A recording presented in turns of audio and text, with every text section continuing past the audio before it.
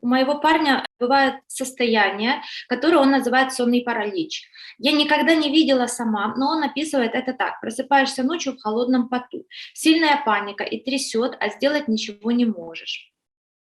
Не встать, ни рукой пошевелить, ни ногой. Остается только попытаться заснуть. На утро все проходит. Часто такое случается перед какими-то ужасными событиями в жизни, вроде смерти родственника или болезни дочери. Как можно помочь ему и как работать с такими клиентами?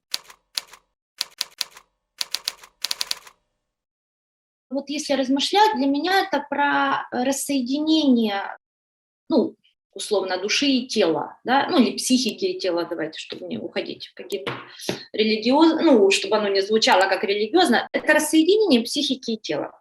Это происходит при травме. Что такое травма? Это рассоединение психики и тела. Психика выходит из тела. Кто переживал вот прям сильные постоянные травмы, люди так это и описывают, да, что, например, ну вот там, не дай бог, детей там насиловали, да, кого постоянно в детстве, они говорят, что постепенно они начинали это так видеть, что вот, ну, я лежу там на кроватке, со мной что-то происходит, а я вообще на это смотрю как с потолка. То есть, да, вот психика, она не внутри тела.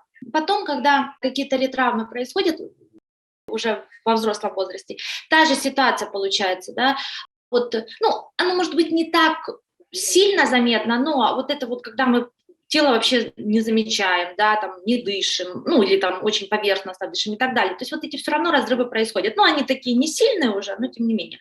Наркоз, да, общий наркоз – это разрыв. Почему после общего наркоза очень часто бывают и панические атаки, и всякие разные, да, потому что это переживается как смерть, да, и вот, ну, разрыв психики и тела переживается как смерть. И вот эта вот история, когда, смотрите, вы просыпаетесь, да, то есть как бы какая-то часть сознания, она включается, а другая часть, вот, которая отвечает за движение и так далее, вот она еще ну вот такой разрыв происходит, да, и я бы с этим работала, опять же, как мы там с паническими атаками работаем, то есть не конкретно с этим симптомом, а вообще с тем, что происходит в психике или в душе этого человека, там есть разрыв сильный. Его проблема не в том, что во сне это с ним случается, вот этот сонный паралич, а есть травма сильная, да, и вот эта травма, ну, сильная, не сильная, ну, вот есть разрыв, да, и когда этот разрыв исцелится внутри, то и этот симптом, скорее всего, либо сильно слабее станет, либо уйдет в целом. Поэтому тут в плане работы терапевтической я бы, ну, какого-то ничего нового не вводила. Просто, ну, когда вы начнете, ну, например, ваш парень пойдет к психологу, обычная терапия, начнут вскрываться какие-то вещи, вот, да, что привело к такому разрыву.